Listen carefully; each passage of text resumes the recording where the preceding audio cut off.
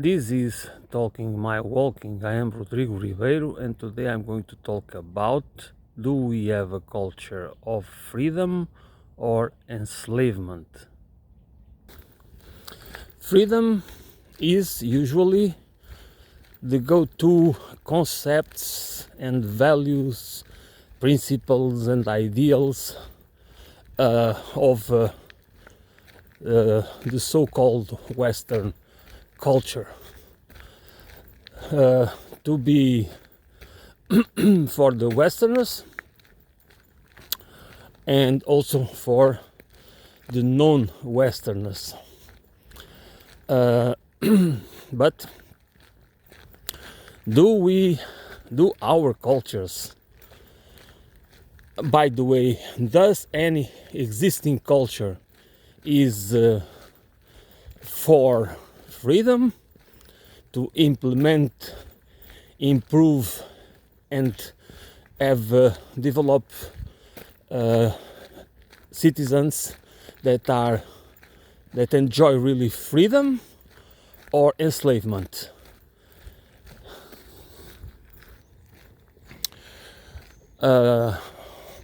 What is cultural enslavement? It's a web of deception, a culture that is basically a web of deception, addiction, and dependency to create dependencies and addictions, to exploit behaviors, to a culture that conditions our behavior and our perceptions of ourselves and reality,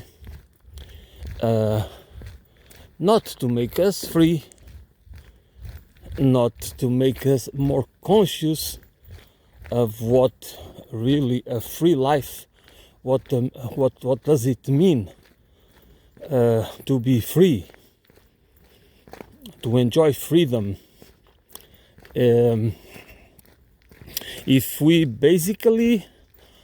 If our perception is shaped and we are not trained by any means to have a critical analysis,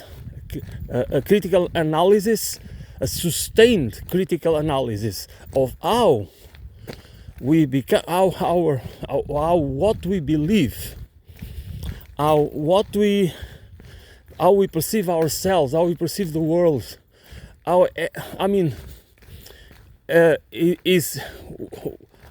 does it come about? How do we are instigated, stimulated to praise and worship celebrities and many idols of that basically is people that they might have skills, like many athletes and actors and writers and all these people that they are. I don't want to say that's always my point. The point is, do these people deserve admiration? Some of them do, not all of them. Do they deserve to be worshipped? And we just feel look at them almost like gods? Is it? Does it really? Why is that? The problem is not because there is what's wrong. Let me put it this way: what's wrong about it? It's because this is a distraction. This is not natural.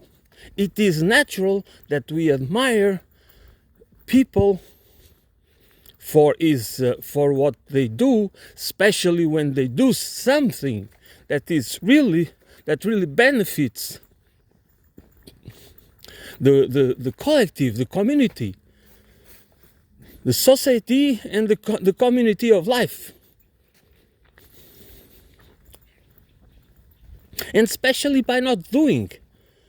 Because we have this culture of doing instead of being. That is, we have to do things.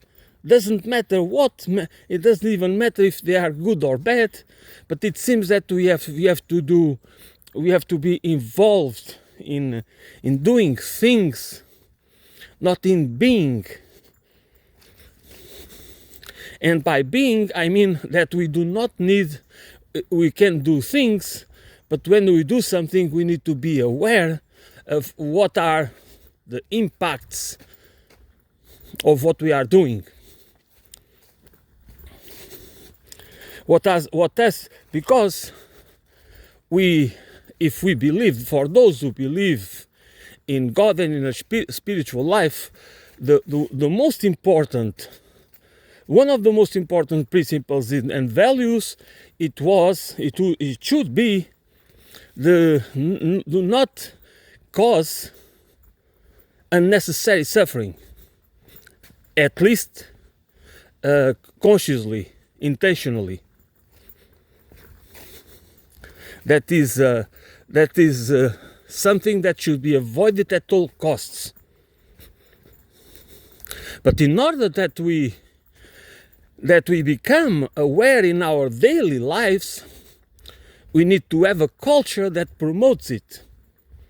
And this is you might say that this is not freedom. Yeah, this is freedom. And why this is freedom? Because the more aware we are about our limits, about where does our frustrations come from, of our drives and desires and pulsions and everything else, the more we understand ourselves, if we have the culture that promotes it, instead of talking about the freedom that makes us, that sometimes makes us, that we do not even understand. We are more not understand ourselves in the sense that we don't even understand the natural, the physiological and mechanisms, emotional, affective, cognitive mechanisms that drive our behavior, especially at the level of at the subconscious level. And that is culture. It's always, and there is always the element of conformity in any culture. But conformity and a certain homogeneity, it's important for the stability and for the convergence and for the social convergence of any culture, nation, and that is but that particular aspects can be used to help us be more free or be more enslaved.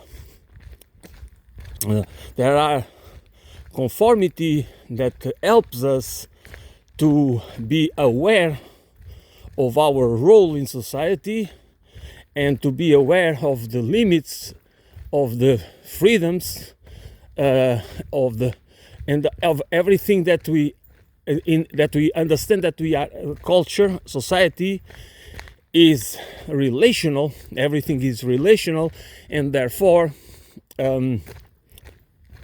we do understand our freedoms in relation to the rest of society not in a way that we are always only motivated by a culture of self-interest and self-centrism, that we are centered in our so there is as if we are the center of the world in a certain way, but what we really are is that it doesn't mean that just because we do pursue our interests and we can even feel that our life is that we have accomplishments because we make that's only material, especially that we are focused on achieving material. A culture that keeps us busy and creates a mental state of some form of uninterrupted state. This idea of not disconnecting ourselves. The problem is that it's not because we know that we can disconnect. We can turn off our phones. We can go without internet. We can do activities that do not require internet, so therefore we are disconnected from the web. But we already live mentally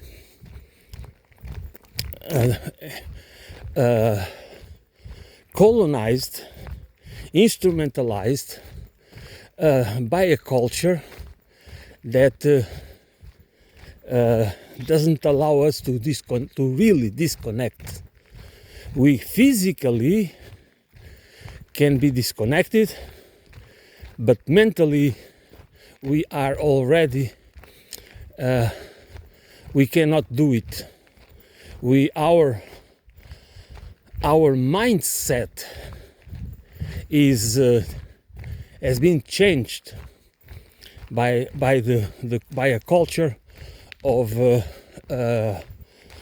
permanent connection, of being not in the social and not in not only social media as kind of a replacement for reality that we are supposed to be almost always on, but that's what we become. That's the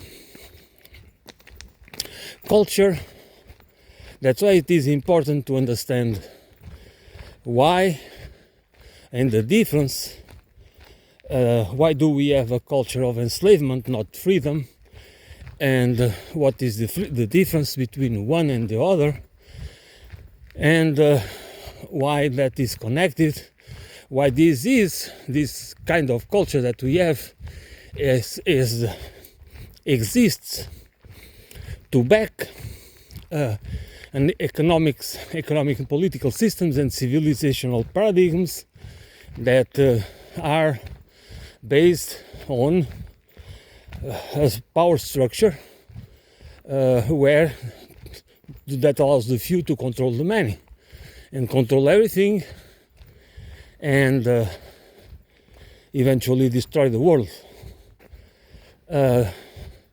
So everything is interconnected and we know that to understand that we have a culture that we live in a kind of delusional. We live in a delusional state that our freedoms are real, when in fact, nor our physical lives, I mean our material lives, we don't have that much freedom, because we are always, we have to not only to do our duties, family duties, job, career, whatever duties each one of us has to perform, to fulfill. But then we also have our duties to the in a society of the spectacle. We are also part of that spectacle, of course, as spectators, again, as the ones that are entertained and should be entertained, doesn't matter what's going on in the world, because we deserve it. It's not because we are manipulated into it, but because we need it and we deserve it.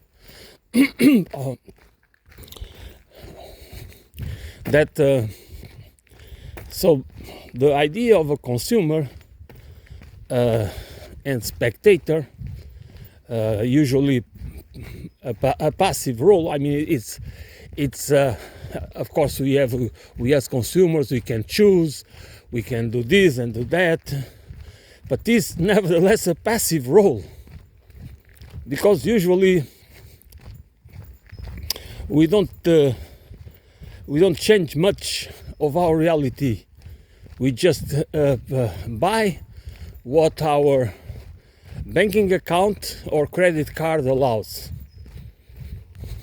That's what we do, and by doing that, many of us just become not more free, but more enslaved, and that is a fact of our system and of our economic and the social and cultural system, and we just do it because it's part of our reality. It's not because we need it or because we want it. It's because it becomes a want, a desire, a whim, a need, and an addiction and dependency based on norms, principles, values, habits, and behaviors that doesn't come out of our free choice, but are conditioned and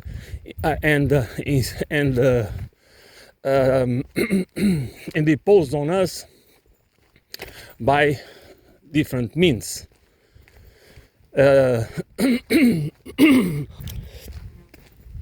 Giving us that false idea of freedom, which is not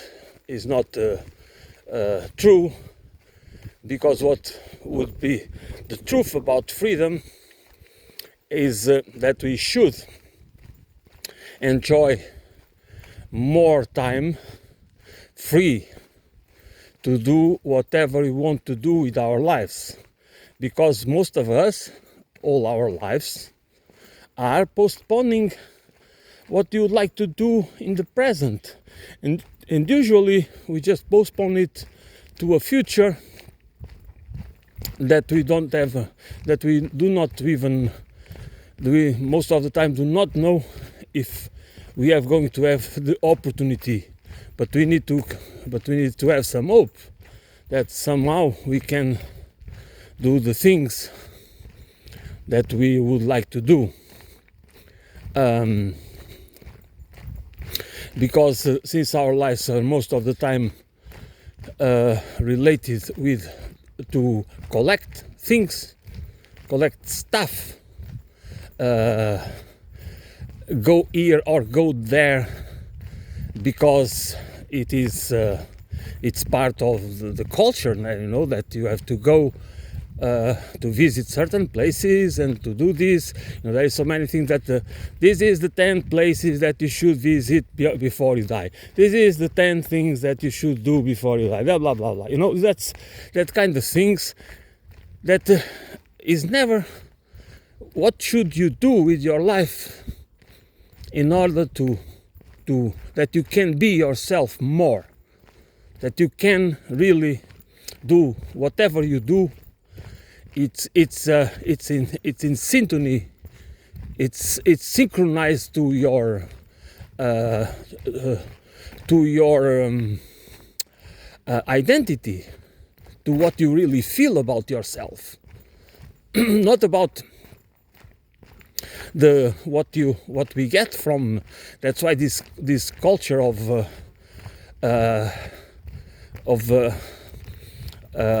praise and worship of celebrities and authorities and spiritual guru. I mean, this is just not. It's not. It doesn't give us more freedom. It doesn't help us to discover our identity. It doesn't ever discover ourselves. First of all, because what we mean by ourselves is a process. Is not a thing. Is an entity,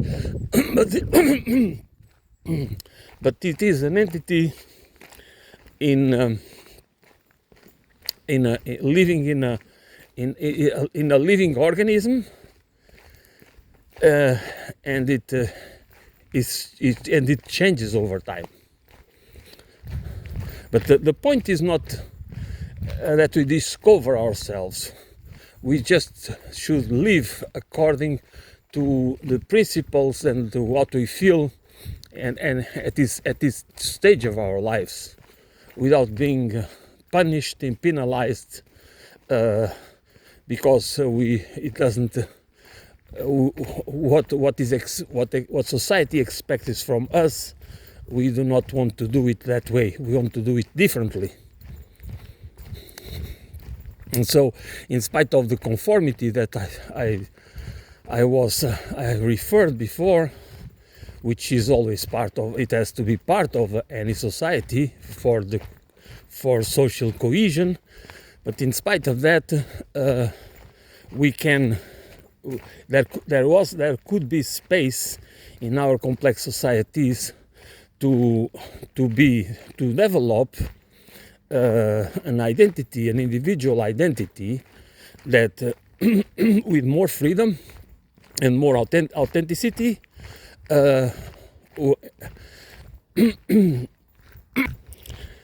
and with more consciousness, because I think what lacks in what lacks is the transformative conscious process that we need to cultivate, to train,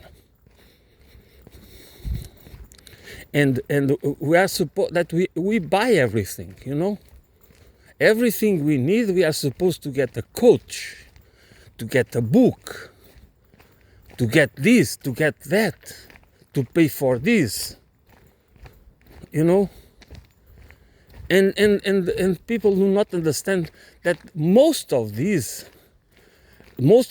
offers, this help, these books that are supposed to help us, to train us, and and so many people that they try to sell that how can we become rich and beautiful and attractive and this and that and wealthy,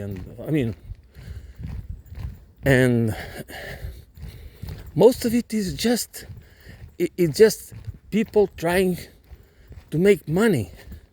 This is nothing about any kind of freedom. It's just because we are so much dependent on this system that we do not see. Everything has to be a business opportunity.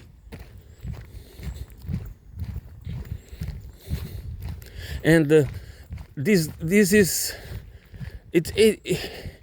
it. What is wrong about it is because people just become. Everything can become a business, which means that we do not see any. We cannot see almost anything, but we almost see everything, if not everything, through the lenses of commodification.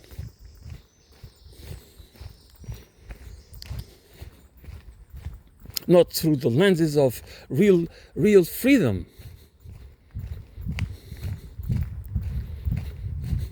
And of course, freedom is relational, as I always point that out, because it's important that we understand it. But by what I mean by relational is not the same as commodified. And the problem is exactly that we live in a world, so in a culture that in a culture where commodification is one of the pillars of the power structure, that we do not see it. We just behave, and that's why this is important, because we should not. When I see how people so easily worship easily, as if they are really gods. Some politicians, actors, and all these people that are celebrities, become celebrities. It's nothing to do that I despise their skills, or the work they do, or how hard they work, or whatever. It's not about that.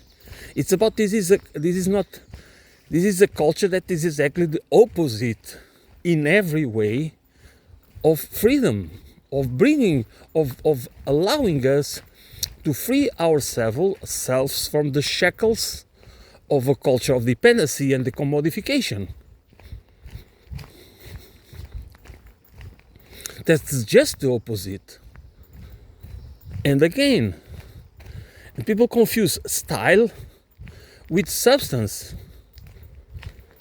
And we can see that in our societies, many people just adopt styles, how the kind of these styles and cultural identity, and in so many, this in many cases this is just part of an instrumentalization, but it's also just a shell, and so many of us confuse substance with the shell, what we show, and then we don't understand that there's nothing that matches what we really feel inside us, what we really are, with the shell that we are wearing, that we are trying to show others, to show to the wider society.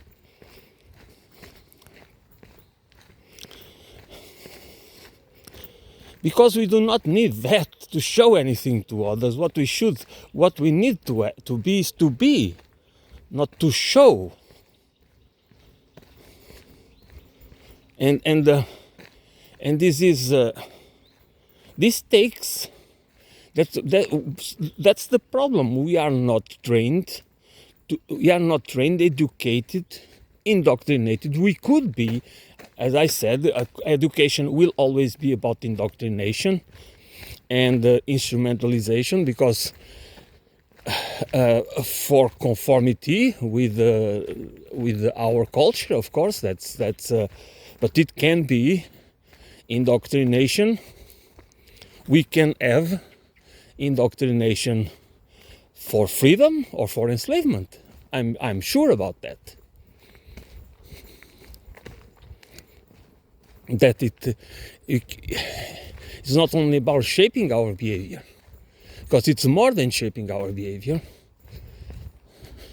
Shaping our behavior is shaping our minds. And what does shape our minds? That's the point. What does shape? How do our minds are shaped? And how much of that process is of our own, is a conscious process. And we know, if you want to be honest, that most of it has nothing to be as a conscious process. Most of it is influence and most of it is subconscious influence that we are not aware of. Is that we mimic others, and we learn by mimicking, and we learn by being exposed to realities, to different realities, our family, our environment, the school, whatever. That shapes that perception of ourselves and perception of the world, and at the same time makes us believe that we are the ones in charge of choosing it, which is only a little part of it. And the less we use our conscious mind, or we are trained, our culture and our education trains us to use our conscious mind as, and you are educated to perceive, to understand how we can be manipulated so easily, and that should be the culture. That would be the culture, a culture that we would be educated not to follow, but to understand what the values that improve, that humanize us, and that allows us to fight against the possibility of the worst people among us to hijack society, to hijack the institutions, and to shape them for their own interest. And that is what culture should be about. But it's not that. It's a culture of enslavement by giving us a facade of freedom and democracy that we do not really enjoy. And the lower, and that's and this is on purpose, the lower we go down the ladder, the social ladder, the less freedom we have, because we are more, because manufacture scarcity is the rule of the game, the name of the game. That doesn't allow us, for most of us. And when they talk or they show you, and they try to say to convince us that see that you see that guy that came from really a poor family, and he just could make it through hard work, by doing, so many sacrifices and this and that, and now see, he is a wealthy person, or he succeeds in sports or in arts or this or that. That is not, that is that deserves, that is merit, that is true merit, but that is not the rule, that is the exception. And we should never allow them, again, to convince us that it's about us, that it's only on us to become, because we are free, to become like the example they are giving us. Otherwise, it's just because we are losers, or we are lazy, or whatever. And by giving us, and then we just live. We are not supposed to perceive ourselves ourselves as victims of a system.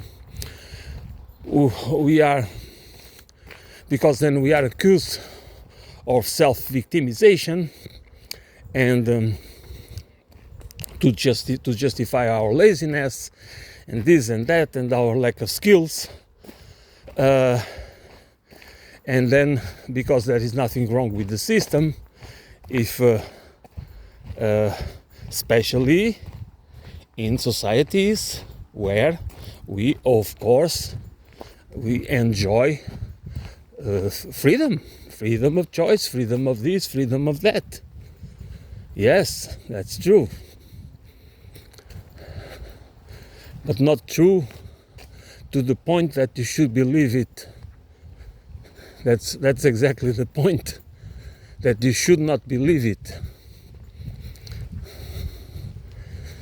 because you cannot dissociate, you cannot separate economic freedom, political freedom, and individual freedom, because otherwise you have this culture of separation that makes us believe, this culture of separation and atomization that makes us feel and believe that we are the only, that we are the ones to, if there is the system is not too bad, there are things not correct about this system, but the problem is us if we do not make it. And of course this is part of the culture of enslavement. And this is exactly the culture of where things this culture of a